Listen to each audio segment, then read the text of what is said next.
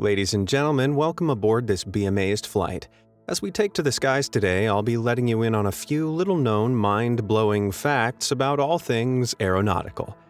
From the truth behind bad airline food to how picking the safest seat might save your life, here are some of the craziest flight secrets that are never told to passengers.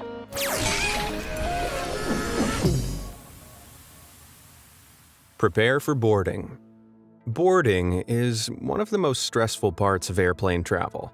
We've all been there. You've been through airport security, you finally get to the gate, only to see a huge line of passengers waiting to board your flight.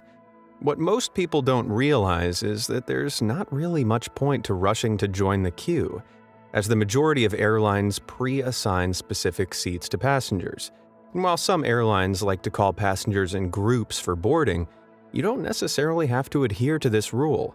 Boarding last is the easiest way to minimize the amount of time you spend holed up on board. So, assuming your hand luggage isn't overly large and hard to fit in overhead storage, there's not really any point in standing, waiting in a line, waiting for a seat that's already got your name on it. By boarding towards the end, there are also fewer people clogging up the gate area and jet bridge, speeding the process up overall. While you wait, why not take a glance at your boarding pass? The 6-digit alphanumerical code that appears on most boarding passes is called a passenger name record, which is used to identify individual passengers, just in case there's more than one passenger with the same name. This code, which is recorded in the database of computer reservation systems that contain flight itineraries for each passenger, can reveal a lot about you, including your date of birth and contact details. This is one of the main reasons you should never throw your boarding pass away in a public trash can. Among other things, the database this code corresponds to holds credit card information, passport details, as well as IP addresses if booked online. But if a code connected to all your personal information seems scary, hopefully you'll never find this next code on your boarding pass. Passengers who find the 4 S's code on their ticket may find themselves going through additional security checks. Why? Well, short for Secondary Security Screening Selection, this code is added to boarding passes of passengers who airlines deem suspicious.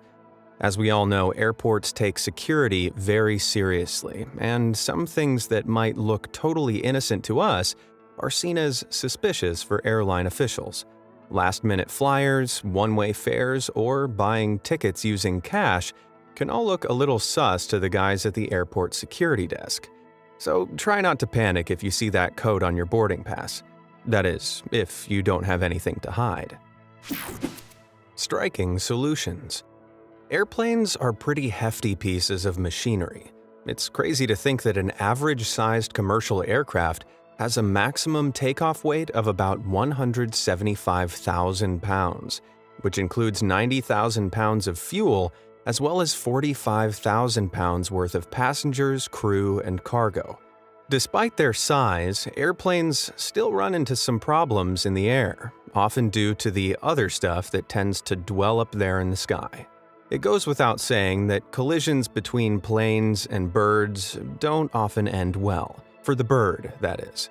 But they can still do some damage to an airplane when hitting it at speed, as you can see here with this Turkish Airlines plane that collided with a bird in 2015. Luckily, the passengers were all fine, but the bird, not so much. There are over 13,000 airplane bird strikes annually in the US, sometimes severe enough to take out plane engines. And as you can imagine, walls and fences aren't very effective in keeping birds away from aircraft runways. So, airports have to get creative to prevent bird-related accidents. One such method, used at Virginia's Reagan National Airport, is firing blanks out of cannons to scare feathery friends away from the airport, while other airports make their environment less bird-friendly by filling in ponds and replacing grass with gravel. Salt Lake City's airport, meanwhile, reduces its winged trespasser problem by using pigs to root around and eat gull eggs. Other airports, like France's Lord Tarbes Pyrénées Airport, light up LED screens with big pairs of googly eyes to scare off birds of prey, acting as a kind of aviation scarecrow.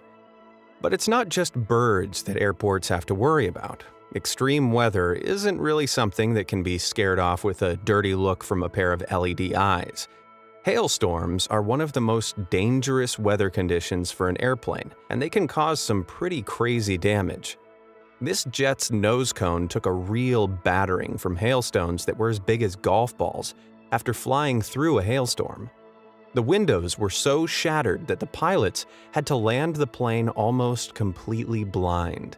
Miraculously, no one was hurt, aside from the airline's wallet, who had to pay for repairs. Hailstorms are one thing, but some nervous flyers also worry about the possibility of lightning striking an airplane. While that might seem highly unlikely, it's actually estimated that each airplane in the U.S.'s commercial fleet is struck lightly by lightning at least once per year. While that may seem terrifying, it's actually not as dangerous as you'd think. Before an aircraft goes into service, it undergoes lightning strike simulations that test its conductivity. This ensures lightning can travel uninterrupted across the plane's exterior shell and back off into the sky through an extremity like the nose or a wingtip, leaving those inside totally unharmed, save for a ruined pair of underpants or two. Dump drop. Have you ever used an airplane bathroom and wondered where exactly you're flushing your waste away to? Well, contrary to popular myth, plane toilets aren't allowed to be emptied into the sky. But of course, accidents do happen. When you flush an airplane toilet, a strong suction pulls the waste away using only a very small amount of water, as a means to save weight and space on the aircraft, and the contents travel to a large, disinfectant-filled holding tank. At the end of a flight, the mixture is sucked into a tanker at the airport and then dumped. However, the frozen chunk of pulverized Smurf you see here is made up of that delightful cocktail of human waste and blue liquid disinfectant, and was found at ground level, having fallen from a plane in 2017. There were at least 27 documented incidents of blue ice meteors of this kind in the United States between 1979 and 2003, including incidents of blue ice falling through rooftops under airport landing paths. While there is no mechanism that would allow pilots or flight attendants to perform any kind of blue poopy pranks intentionally, leaks sometimes do occur from the plane's septic tank. So if you ever find a big chunk of blue ice in your backyard, trust me, it's not a blueberry popsicle. Don't give it a lick. But while we're on the topic of mile-high restrooms, I'll bet you didn't know that there's actually a secret way to unlock an airplane toilet from the outside. The next time a kid gets locked in an airplane bathroom, or you just fancy being thrown off a plane for being particularly creepy with a stranger, you can easily unlock it from the outside using just one finger. Most cabin bathrooms' exterior locks are tucked behind a metal lavatory sign, just like this one, for flight attendants to use in the event of an emergency. To open it, just lift the lavatory sign, slide the knob into the unlocked position, and then make a run for it before the flight attendants catch you like the rascal you are. Food for thought. Everyone knows that the food on airplanes is notoriously awful, but have you ever stopped to wonder why? What's the deal with airplane food? In-flight meals are typically made on the ground by industrial catering facilities close to the airport and are usually prepared between 12 and 72 hours before an intended flight. Contrary to popular belief, most airplane meals are not frozen, instead being blast chilled and transported to the aircraft for flight attendants to heat and serve on board. Some luxury airlines even have their own in-flight chefs and kitchens, like those found aboard some Etihad Airways flights. All this, and yet food in the air will never quite match up to the 5-star restaurants on the ground. So what really makes airplane food taste so bad? Turns out, it actually comes down to basic human biology. Airplane cabins have humidity levels as low as 10% while in the air, which is shockingly even drier than the Sahara Desert. When humidity levels are at rock bottom like this, our sinuses get so dehydrated that it affects our ability to taste and smell. After a bit of time in an airplane cabin, your tongue's ability to taste sweet flavors drops between 15 and 20%, while salty flavors are dulled by as much as 20 to 30%. In an attempt to counteract this, some airlines drastically increase the amount of salt and sugar in their food, so you're probably consuming a lot more calories from that in-flight meal than you think. If tasteless in-flight meals are getting you down, there is actually something you can do about it. Turns out that donning a pair of noise-canceling headphones is just the ticket to making food and drink taste better in the air. Strangely, studies have found that loud background noise can actually dampen our ability to taste food. So, using noise-canceling headphones to drown out the low-pitched drone of the airplane's engine can help our senses come back down to earth. But it's not only passengers that have issues to chew over when it comes to the food served in the sky. There are some very specific rules as to what pilots can and can't eat while on the job, and for good reason. Pilots and co-pilots are warned against eating the same meals while working, as a preventative measure against mutual food poisoning. If something is badly wrong with one pilot's meal, making them sick, the other pilot can take over. However, there's a pecking order to pilot food. In some airlines, the pilot will receive a meal from the first-class menu, whereas the co-pilot will receive something from business class. I'll bet that makes for quite the awkward dinner date. Snakes on a plane. What with being responsible for hundreds of passengers' safety, it's no wonder that airline pilot has often been named one of the most stressful jobs in the world. While the stress of the job is one thing, just imagine having to spend hours stuck in a tiny cockpit with a co-pilot you really dislike. Well, turns out with such high stakes, avoiding pilots working with someone they don't like is considered in the industry to be a matter of life and death. To help reduce any airborne tensions, each captain, first and second officer get a do not pair list on which they can list the names of coworkers with whom they'd rather not share a flight. Requests are submitted through a monthly schedule, and the approved list of flying nemesis is fed into the airline scheduling system, which stops two adversary pilots from ending up in the same cockpit. While it may seem a little extreme, getting distracted by a workplace rivalry could result in a pretty serious accident, especially during takeoff and landing, where the most attention is required.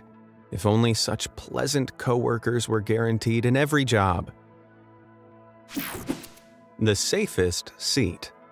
Contrary to what movies and TV shows might have you believe, air travel is actually one of the safest modes of transportation, and your odds of dying in a commercial airline plane crash are a staggering 1 in 3.37 billion.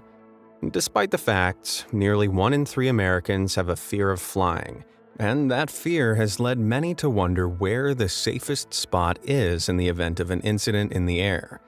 Turns out, an analysis of data from 17 plane crashes over the last 35 years, conducted by Time magazine, figured out an answer. Time found that, historically, those seats in the back third of a plane had a 68% average chance of survival, compared with 62% in the front section and 61% in the middle third. You might think that one of the safest places to be on a plane would be an aisle seat, as it gives you faster access to the various emergency exits on board. However, according to the data, aisle seats in the middle third of an aircraft are the worst places you can be in the event of a crash, with a survival rate of 56%. Meanwhile, middle seats, specifically in the rear of the plane, are the absolute safest place to be and give you a 72% chance of surviving a crash landing. I like those odds. Let's just hope none of us ever has to put them to the test. Skybound secrets. If you've ever had a window seat on a flight, you might have noticed a tiny hole right at the bottom of the window. While it may look small, this is actually one of the airplane's mightiest safety features. But why is it so important? As air pressure drops as you fly higher, Airplanes are designed to maintain air pressure at a safe and breathable level within the cabin. This significant difference in air pressure puts a lot of physical stress on the windows, so they have to be built particularly strong. While a normal single-pane window would break easily at this altitude, airplane windows are made up of 3 strong panels of acrylic.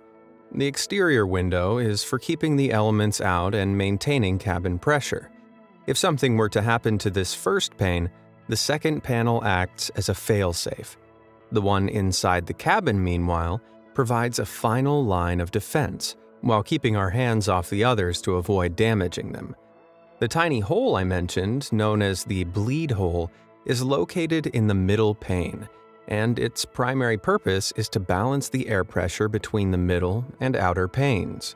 It also keeps the windows from fogging up or frosting over, because, after all, most of our in-flight fun comes from window gazing. Speaking of airplane interiors, have you ever wondered about those small red or black triangles that can be found along cabin interiors? These are actually here to let cabin crew know which window will give the best vantage point to view the wings of the aircraft, allowing them to check if there's a problem with the wing or engine. So if you're sitting by the triangle, try not to get too paranoid if a flight attendant suddenly starts peering over your shoulder. Aside from clever signs and icons, sounds are also used mid-air to keep things running like clockwork. Most regular flyers out there will recognize this sound. While most of us know that this is usually a sign to get back to your seat and fasten your seatbelt, it can actually mean so much more. While each airline uses chimes slightly differently, there are some regularly used patterns that you can listen out for on your next flight. A singular chime can be the pilot warning flight attendants of upcoming turbulence, but it might also mean he wants a cup of coffee. 2 consecutive chimes usually means that the airplane is approaching 10,000 feet, whereas 3 or more chimes indicates a more serious problem, such as an extremely ill passenger or a warning for extreme turbulence. So listen out, and if the beeps are blasting away like Darude sandstorm, it might be time to panic or dance. Class wars. Crying babies, cramped seats, and no legroom. Flying economy really can be a stairway to hell. Meanwhile, advertised with private seats, free-flowing champagne, chocolate-covered strawberries, etc., it's no wonder that a first-class flying experience makes its way onto many people's bucket list. The luxurious service offered in first class might seem perfect for getting that much-needed rest while on a long-haul flight. But is the sky-high price really worth it? Well, compared to business class, usually the second-best type of ticket, it doesn't appear so. There are quite a few features that you'd think were specifically reserved for first-class flyers only that are actually readily available in many business class sections. Both the first class and business class cabins of many airlines receive high-quality, multi-course meals, sometimes even served with fine china and glassware, as well as plush pillows and blankets. Many business class cabins even offer complimentary pajamas too. These days, many airlines are investing into maximizing their business class services with a view to ditch first class altogether, and some are even looking towards business class private pods. Really, the only noticeable differences between the two is that first class offers a slightly larger seat that sometimes comes with your own private suite, as well as a few extra items on the menu, such as champagne and whiskey. However, the enormous difference in price does not reflect the minimal difference in service.